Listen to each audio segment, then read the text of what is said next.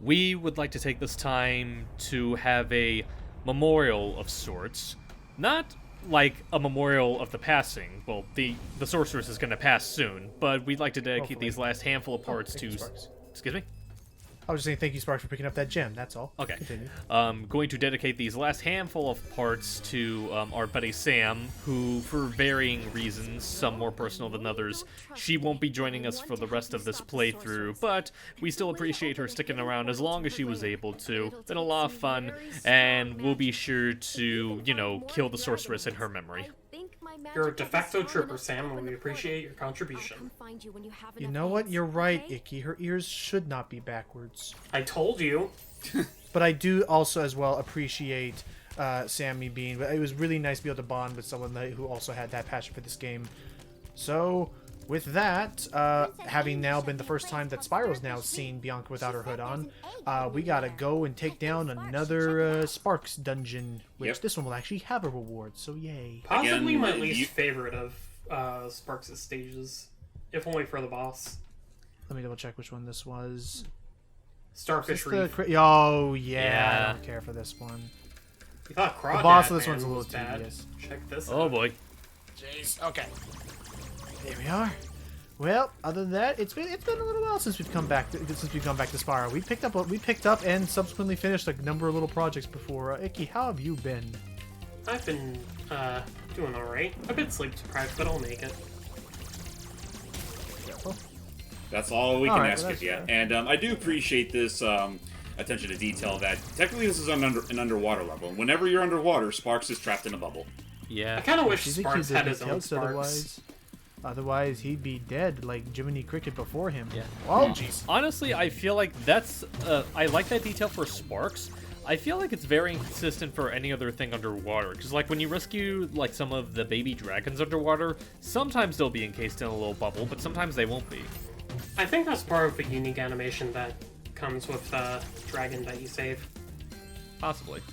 You know what? I can see that. Yeah. Careful in there. Oh, gee, these eels are they're sharp shooters. Yep. So be wary of that. Are they eels or tube fish? They look. You know what? I guess you're right. Eels would be a lot longer, and I forgot about tubefish. Honestly, I am not up to date on my aquatic biology. Yeah, I was about to say they look nothing like Flotsam and Jetsam. I mean, The what do only I thing look that- like? A marine biologist? The only thing I can remember from marine biology that shows how much I know. I called it aqua biology. Aquatic biology, marine biology. But the only thing from marine biology that I can remember right now is cuttlefish, because I saw a freaking sausage guy make a sausage out of cuttlefish, which was interesting. Wait, what? Who? Ordinary Sausage. He's a YouTuber who's actually genuinely has grown pretty big over the last year and a half. Go ahead. Like, I knew who Judge he was. me for I was my just... ways. No. I'm not judging you for liking the guy. I'm just, like, he actually made one out of cuttlefish? Yeah, so that's his whole. You know what? Screw the marine biology. I'm talking about this for a second. So We're what gonna talk happened about is- sausages, everybody. So Ordinary Sausage is a guy who I learned about through Penguin Z0 or Charlie, and he had reacted to some of his content, and it was genuinely, there we go, jeez, it was genuinely a story of like how like this Ordinary Sausage was kind of a unknown YouTuber for the longest time, kind of a lesser known, but then the content he was making got looked at by Charlie, then suddenly thrust into the public eye, and now he is like, I want to say, oh, let me double check actually. While I'm talking about this, I'll explain the premise. So what Ordinary Sausage does is he knows how to sausage. He's actually very good in the kitchen. Can make all sorts of food, beef Wellingtons, tacos, tamales, like chicken cordon bleu or whatever, all that.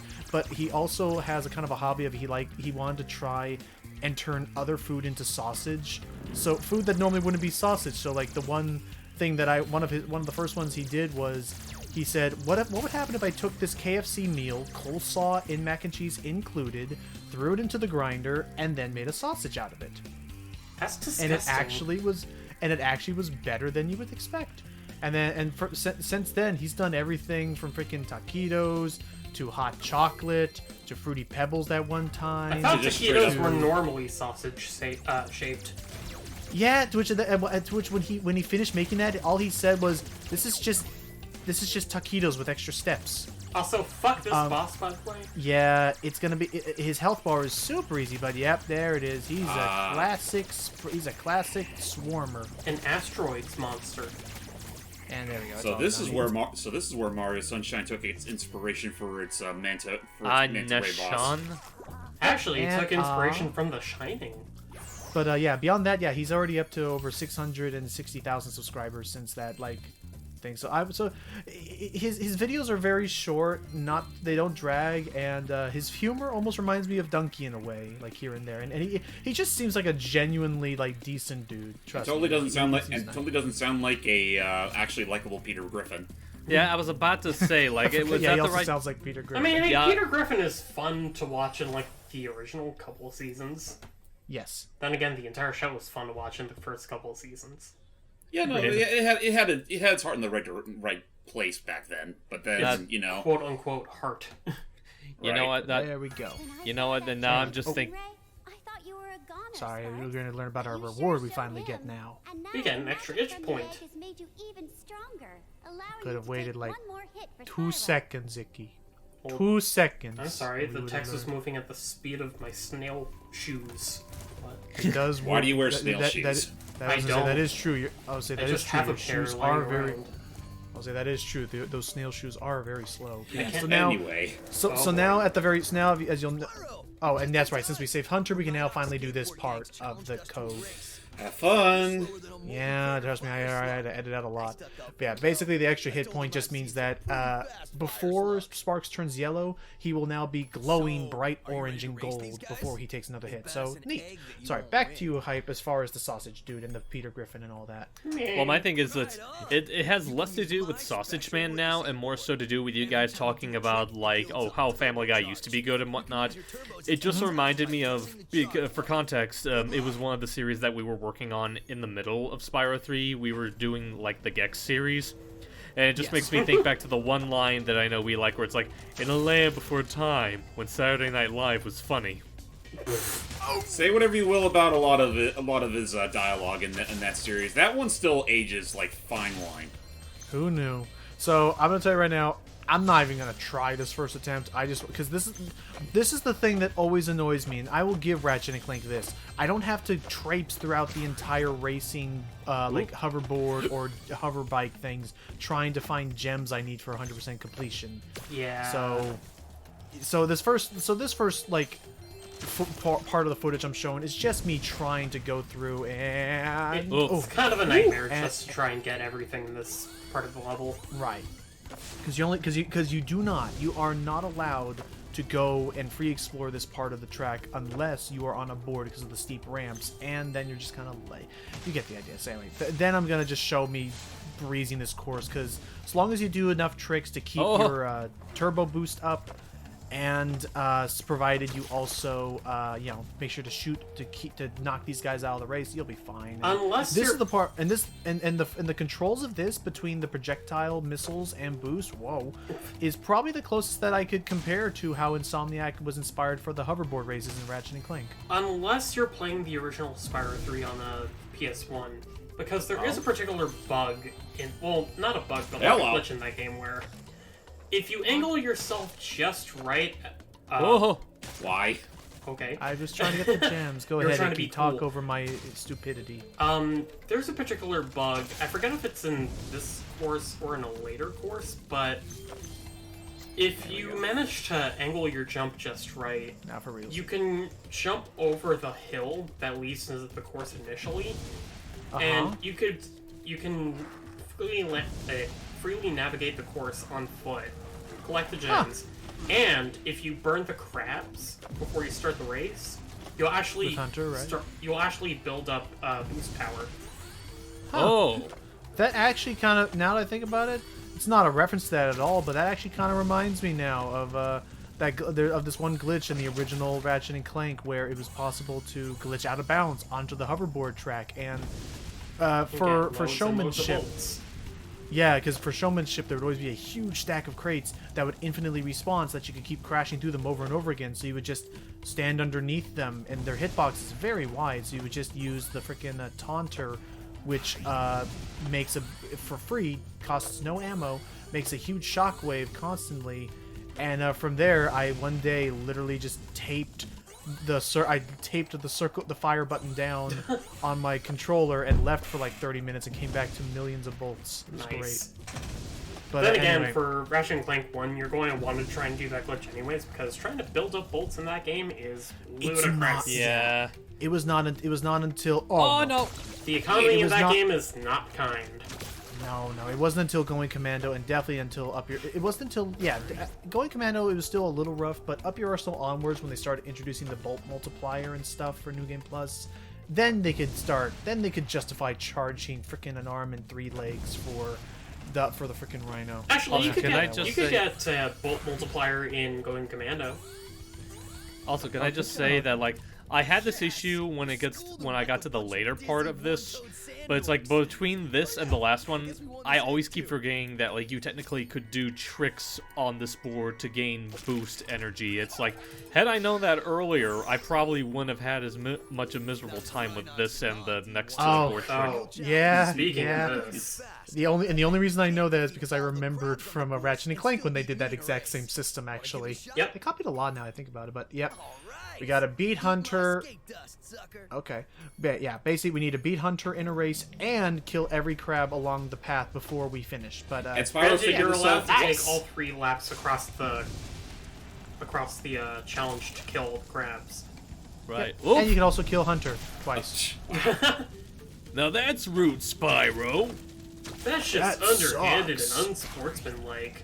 But yeah, otherwise, yeah, and once again, same with the the point mini game. Do a wacky trick and do it multiple times in a row, and that'll guarantee the largest amount of point total. There we go. The largest amount of boost you'll get. Otherwise, I mean, you've already seen this track. I can cut around at my leisure. The race is kind of a gimme at this point. If you do 4 flips in a row before you land, you'll get a full bar boost. Yeah, I showed that at the start. It was pretty rad. Okay. Anywho, and I did not even need a helmet once. What a lame-o Hunter wearing a freaking helmet. Well, at least he has one this time. Well, pardon Yeah, but we me have for being. horns. Well, pardon me for being safety cautious. Those horns are like Tonkata. Yeah, makes sense. And all that time, Spyro was thinking to himself, how come he gets free reign of not killing the crabs, yet I'm the one that has to do all that. Because you're expendable. Because it's called a handicap. Oh, really?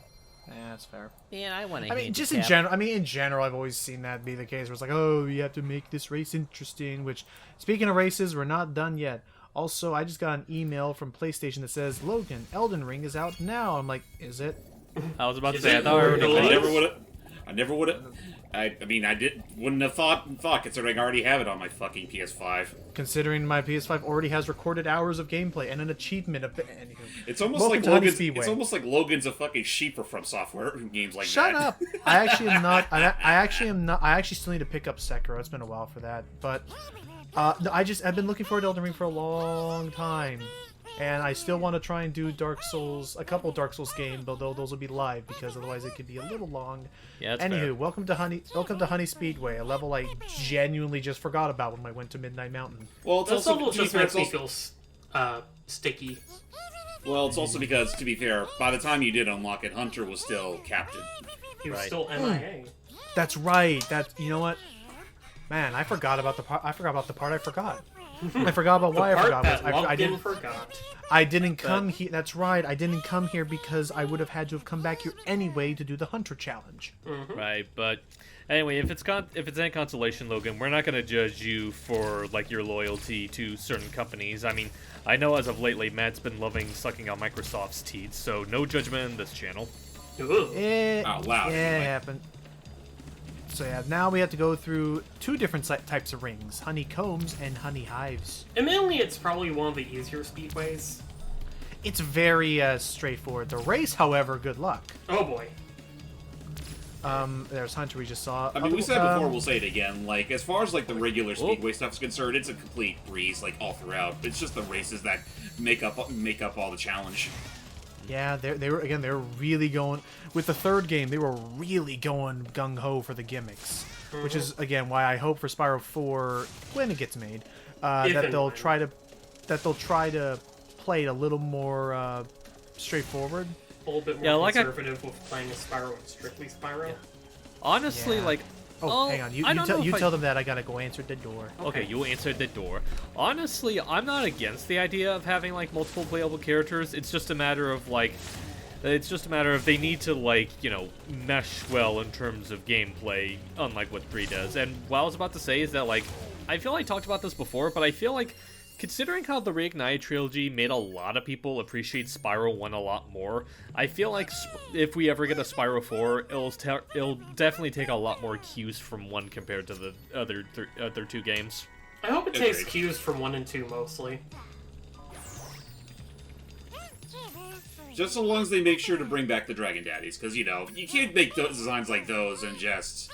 Use them for the remakes and nothing but. Exactly, just leave them as a one-night stand. Not sure if that's it. Oh, hello. Welcome back. We're about to take a flight with the bumblebees. Yeah. So I mean, the benefit of these races is that ultimately the course is going to stay the same and the mechanics never change. So all I can say while still doing my bare minimum duty of telling you how to win is aim for the blue, aim for the red, shoot anything else, make the bees all dead. Oh, you. But look, they're color coded. For some reason, the color coding for the bees in this level make me think of Banjo-Kazooie. Yeah. I mean, oh yeah, because the freaking were they called the Zubbas? Zubbas? The Zubbas were all the same color. Yeah. What was the minigame in Bazzas? Cloud Cuckoo No. Land? What was the minigame in Cloud Cuckoo Land where you had to shoot them? Oh, the Bazzas. Red, green, and yellow. Bazzas. Or were they Yeah. still Zubbas? I don't remember. It was all I know is that it was definitely the minigame at the top of the mountain in Cloud Cuckoo Land that you had to shoot, and it was the same with any other Banjo-Tooie minigame. Red for 1, green for 2, blue for 3 points. I find it a little bit funny in this case, in this course, where when you're going through those honeycomb obstacles, they activate in the original. I forget if they activate when you go through them here, though. I don't think so, and I understand that probably was an oversight in the original, just because it was still functioning under time trial logic. Yeah. Whee! But yeah, otherwise, I mean, as you can see here, I'm already on like almost nearing the final lap, and this one blue bee's been really just keeping me. Yeah, keeping they distance. Okay, hang on. This should help. Yeah, a lot. Is that a I think a just Mother also- Buzzin' Sanic reference? Also, if you flame them before they go through the speed up stars, they can't use them. Oh, Right. because they're still in their animation. Oh. Yeah. But yeah, beyond that, as you're seeing here, if you follow the red dots, that's the path for suckers. Cut as many corners as you can. Right, I was actually just about to say that. Like, and honestly, it's very picky because you definitely want to cut corners, but don't cut the corners too wide that because one. What otherwise that you'll. green bee do to you? I don't know. I was about to tired. say it's like don't cut the corners too far because otherwise you'll just only barely be able to get to the rings. Yeah, no, the blue one does give you a bit of more momentum. Any other strong thoughts on this race, James? Buzz, buzz. Hey, Yeah. Buzz. The speedway does kind of just come and go. The hunter minigame in this one is at least kind of interesting. Screw that green one in particular. Still, Yeah, honestly, I find, unless there's one to my recollection, I find the Hunter one here to be, funnily enough, the easiest of the Hunter ones.